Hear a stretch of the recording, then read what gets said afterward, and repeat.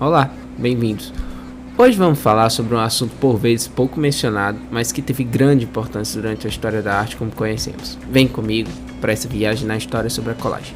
A colagem é uma técnica na qual toda representação plástica é concebida pela união e superposição de distintos materiais colados a um suporte. Sua origem remonta-se à época da invenção do papel, na China, no século II d.C. As folhas permitiam os recortes e, logo, a ligação entre eles, transformando esse conjunto em um instrumento de criação. Por muito tempo, a colagem foi tida apenas como uma brincadeira de criança ou passatempo divertido para adultos. A existência da arte e de suas mais variadas formas e conceitos até um certo momento da história não vislumbrava tão pouco concedia espaço para dar significado e valor aos diversos passatempos ou hobbies realizados, principalmente com recorte de papéis e outras matérias-primas que podem ser usadas na arte da colagem. Mas foi através do cubismo e mais especificamente com os experimentos cubistas de Pablo Picasso e Georges Braque que a colagem alcançou o status de obra de arte. Essa mudança surge em Paris aproximadamente em 1903. Até então, as representações artísticas seguiam o naturalismo, forma mais fiel de reproduzir a realidade.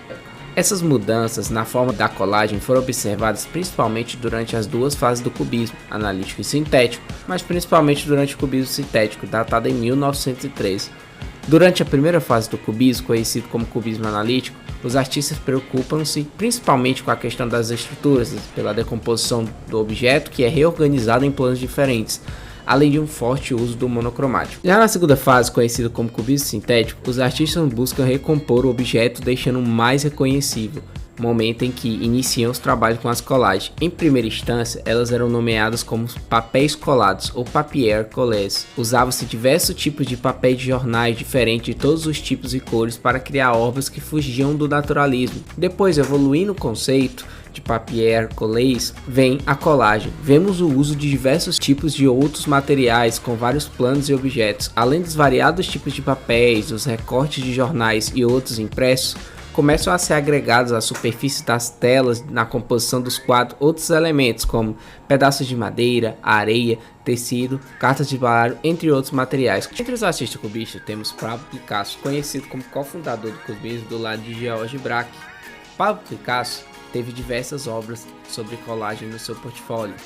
Em 1912, Picasso montou sua célebre Natureza Morta com a cadeira Canyon, usando um pedaço de toalha de mesa para o assento da cadeira. Sua genialidade era encontrar o objeto certo para cada espaço e manter a forma enquanto perturbava o plano da imagem. Já no dadaísmo, a maior contribuição desse período veio de Kurt Schwitters, que não era apenas dadaísta, pois esteve envolvido em diversos outros movimentos. Kurt criou a denominação Merz para uma nova estética, um novo conceito artístico baseado no princípio da colagem e presente a partir daí em toda a sua obra, literatura, artes plásticas, cênicas, musicais, entre outras. O nome Merz, que também não significa nada, foi tirado de um quadro seu, uma colagem na qual essa palavra aparecia, caco do recorte de um anúncio do Banco do Comércio. Trabalhou com várias técnicas em várias concepções de métodos em constante pesquisa. Sobre o pano de fundo da destruição causada pela Primeira Guerra Mundial e de uma sociedade necessitando de reestruturação, sua arte passa a se utilizar de dejetos, restos, cacos de objetos, o lixo da sociedade industrial, para reestruturá-los esteticamente. Ele explica: o material utilizado é irrelevante, o essencial é a forma, por isso utiliza qualquer material, contanto que a obra exija. A utilização da colagem também foi interpretada pelos surrealistas de maneira diferenciada, representando na técnica a própria revolução sugerida pelo modernismo em ideias. Para eles, a colagem, ao contrário da pintura, ataca a realidade com elementos que nela se inspiram, com o fim de voltá-los contra ela. O uso da imagem do que é supostamente real transforma esta numa outra realidade resultante da poesia plástica, ou seja, a arte surrealista, e é a partir desse princípio que Marx Ennis iniciou suas experimentações criando a técnica de colagem. A partir do surrealismo, a colagem passa a ser reconhecida como uma nova linguagem possível através de uma nova relação de imagens que já existem. Além disso, as pinturas começam a ser produzidas sob influência da colagem. Durante um grande período, muitos quadros realistas se apresentaram como colagens pintadas. Magritte e Dali subordinaram inicialmente o conteúdo da sua pintura ao das colagens e só mais tarde desenvolveram a técnica inerente ao seu próprio gênio. A pop art foi um movimento importante para a virada da utilização da colagem e para a relação posterior da mesma com o design gráfico. Uma das principais características era a crítica sarcástica que fazia à sociedade por meio de objetos de consumo. A publicidade, as ilustrações e a banda desenhada eram frequentemente utilizados como inspiração. O consumo se tornou uma unidade de medida de sucesso financeiro e bem-estar psicológico, e os artistas usavam isso para dialogar na sociedade que estavam inseridos.